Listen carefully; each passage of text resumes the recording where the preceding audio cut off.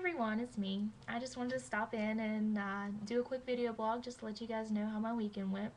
I know I've been pretty bad at putting some things up on the blog in the past couple of days because, to be quite honest, we've seen so many cool things that just writing it all down and you guys reading it just wouldn't have done it justice, and it just would have been incredibly long.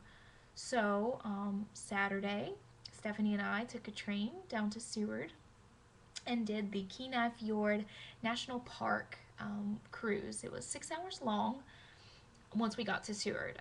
We boarded a train at 6 o'clock on Saturday morning. Got up bright and early at about 4:30 to make sure we were packed and ready and got our gear together, binoculars and waterproof jackets and things of that nature.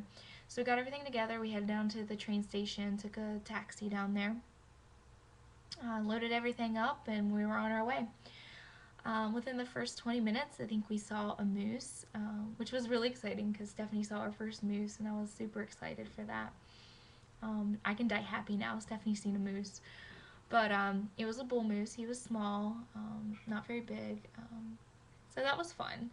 On our way down, we also saw a Dall sheep, which was right along the highway, about a 60-foot vertical drop down onto the highway, and he was just hanging out, just looking around, having a good old time. And we set out on the the turn again, yeah, it's called the turn again arm. I always want to say turnaround arm, and I don't know why, but it's called the turn again arm. And it follows along on the highway down to Seward. Interesting to note, there's only 3 roads in Alaska, so it's kind of hard to get lost. Most everyone travels by plane. So we traveled along this road. It was really cool. Saw some amazing mountains. I hope you guys got to see some good pictures. Stephanie's pictures were a bit better because I'm stupid and forgot to turn the flash off on my camera. I did get a lot of good pictures, but they're actually on my BlackBerry. So, yeah, that was amazing just to see all these cool things that were on the turn again arm. There were mud flats where the tide comes in, and actually the differential of the tide there is the second highest in North America. I think that's what he said. Second highest in North America. So when the tide rolls in, it can differentiate anywhere from 10 to 40 feet. So we set on our way down, went all the way down to Seward, and got on our boat. We had kind of choppy gray waters, which kind of sucked, but it actually made for some pretty cool wildlife viewing. We got to see all kinds of animals. So we got on our boat, we saw eagles, sea otters, a pod of orcas, humpback whales. The sea otters were my absolute favorites. They were cute little critters. They were just cleaning their little fur and making sure they were all clean and stuff. And they were like, oh, they were just so cute. They would just like rub their little faces, and they were just so adorable. We saw, what else did we see? Oh yeah, we saw harbor seals, a harem of sea lions, and then we also saw the Ialic Glacier. I know I pronounced it Ionic Glacier in my video when I was actually filming the glacier itself. It's not Ionic, it's Ialic. I suck at pronunciation. But anyway, it was so awesome. The temperature dropped 10-15 degrees in, seriously, less than 2 minutes. It got so cold. I'm so happy that we bought gloves before we set off on our little adventure. So we took tons of pictures and video, and Stephanie got video of the ice falling down. But what was so amazing to me about this glacier was not only its blue, Tiffany blue color that it glowed underneath the overcast, but just the fact that you could almost hear it. It felt like it was, well, it is moving. It's moving very slow, but it was breathing almost. It just, you could feel the power off of this glacier. It was awesome. It was the coolest thing I've ever seen. So, it has that blue color though, which I thought was really interesting because of the silt that's found in it. It gets tightly packed. There's actually dirt. It gets tightly packed into it. And I know you and I, Dad, have watched National Geographic channel before, and we've seen some specials on how there are valleys that are made by glaciers, and geologists can track if a glacier actually made that certain valley by tracking the marks that the glacier made when it came back because of the dirt that's contained in it. And it's really true. You can actually see the dirt that's inside it and the rocks. And it felt really weird. Glaciers in itself, in which I didn't know, are actually really tightly compressed, packed snowflakes. It's because there's so much snowfall that the ice doesn't, excuse me, that the snow doesn't have time to melt, that it actually turns into the consistency and density of ice, which I never knew that.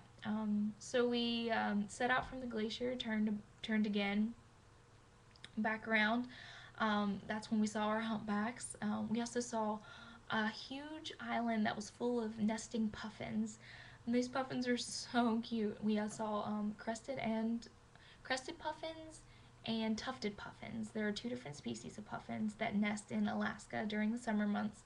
They come to Alaska to build their nests and raise their babies.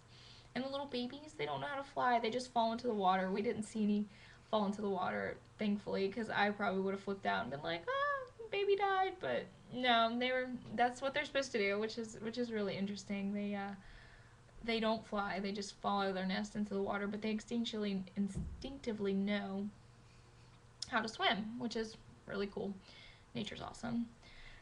So we turned around, headed back to Seward.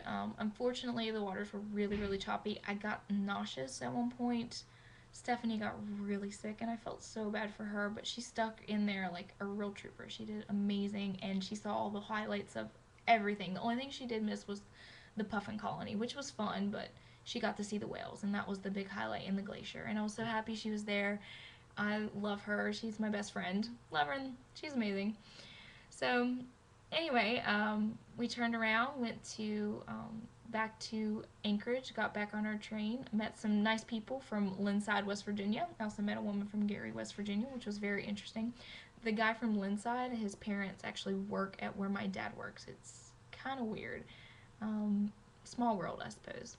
But anyway, on the way back, we were heading out of Seward, and I saw three guys who randomly mooned us. It was really, really weird. I don't know if these people had a vendetta against the train or if they just were bored with their lives and they decided to moon us.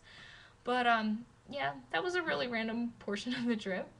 And then also on the way to Anchorage, we got mooned again. So we got mooned 5 whole times in one day. Stephanie was asleep during the second mooning. And I don't know if it's a rite of passage in Anchorage or Alaska in general to moon trains, but anyway, that was random. But also saw some cool things on the way back. We saw some devastation from the 1964 earthquake that took place up here on Good Friday, 1964. The area in which we saw, there were dead trees, and the reason is because the ground actually shook for 15 minutes, and it displaced the earth 15 feet, and seawater came flooding in and saturated the ground, and those trees died because they were full of seawater, which I thought was really cool. But all in all, it was just a fantastic day. It was one of the best days of my life. I will hold it near and dear to my heart for as long as I live, and it was fantastic to have Stephanie there, and it just feels like a dream's coming true just to be able to see some of the things that I've seen on TV my entire life and have always wanted to experience. And I feel like I got a great opportunity to do that. And I want to thank Mom and Dad. Thank you so much for everything, just the support you've given me for everything, and also the money for the trip, which was great. But I feel like I'm accepting an Academy Award right now. Like, thanks to all the small people. But no, I just wanted to say thanks to everyone, and I hope you guys are sharing in my experience and having a good time watching me make a fool of myself on video. This is my first attempt at video blogging, so y'all bear with me. Hopefully I'll get better, but just want to say I love you guys, good night, and I miss everybody.